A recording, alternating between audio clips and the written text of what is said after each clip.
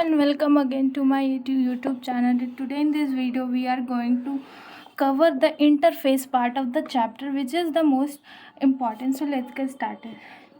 So guys, basically yesterday I have given you a short introduction about interface. मैंने आप लोगों को बताया था कि इंटरफेस एक रेस्टिंग फेज़ है, बट एक्चुअल में ये रेस्टिंग फेज़ होता नहीं है.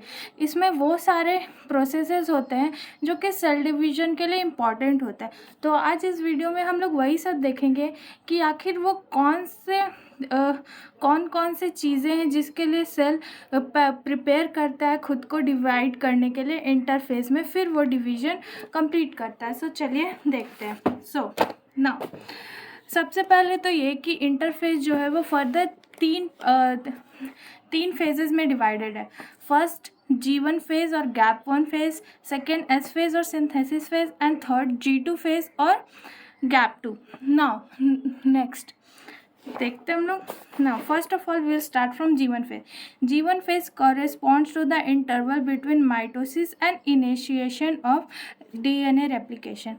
So guys, G1 phase वो इंटरवल है जो mitosis which is M phase और DNA रेप्लिकेशन के बीच में कॉरेस्पॉन्ड करता है. Next, during G1 phase cell is metabolically active, continuously grow but does not replicates DNA.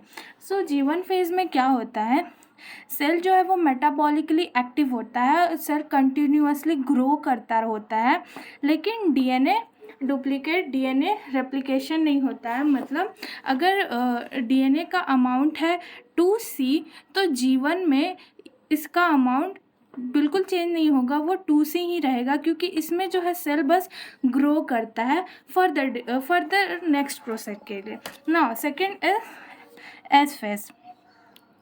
S phase or synthesis phase marks the period during which DNA synthesis और replication takes place. S phase वो phase है जिसमें DNA replication या DNA का synthesis होता है.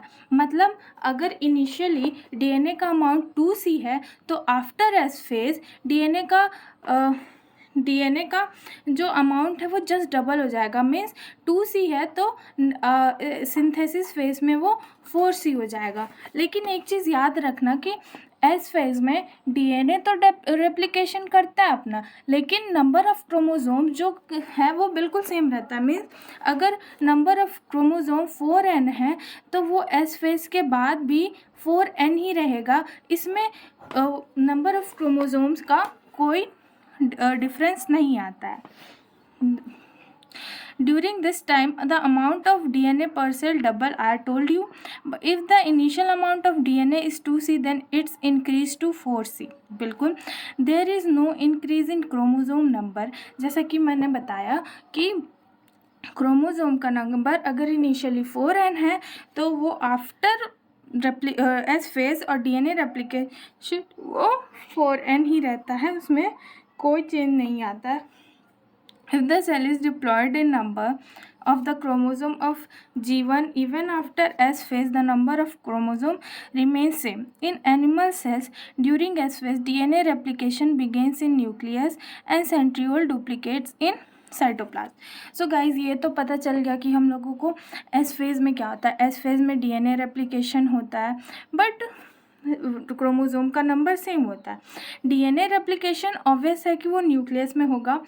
S phase में centriole का डुप्लीकेशन भी होता है, और एक चीज़ होता है हिस्टोन प्रोटीन भी जो है वो एस फेज में ही बनता है. नाउ एस फेज तो हुआ. Next is G2 phase.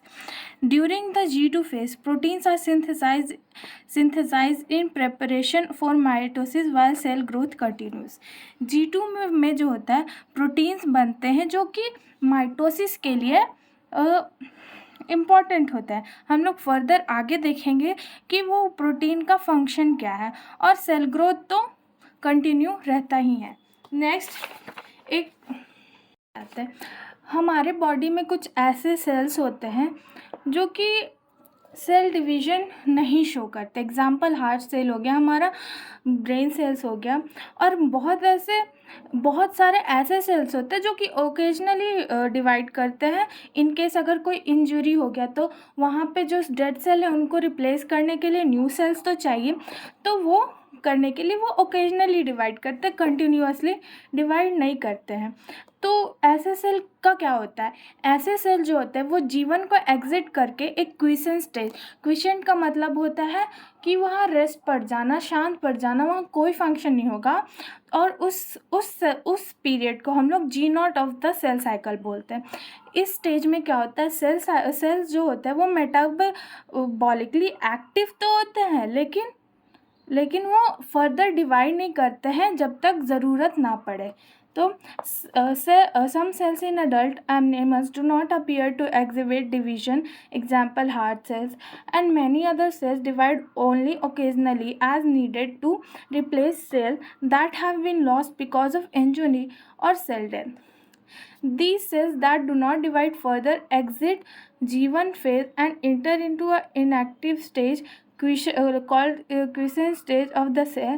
Cell in this stage remains metabolically active but no longer proliferate unless called on to do so, depending on the requirement of the organism. Now, हम लोग को ये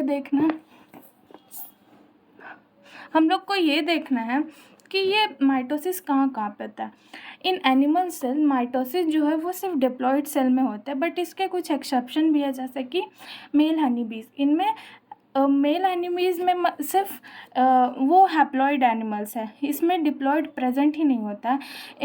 इसमें जो होता है क्वीन हनीबी, उसमें 32 number of chromosomes present होते हैं, बट मेल हनीबीज में सिर्फ 16 होते हैं।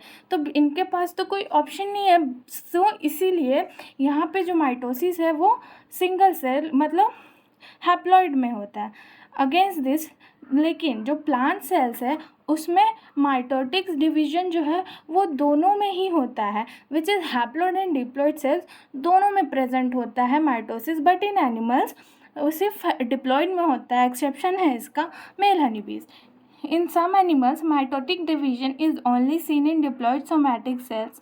However, there are a few exceptions of this where haploid cells divide by mitosis, for example, male honeybees.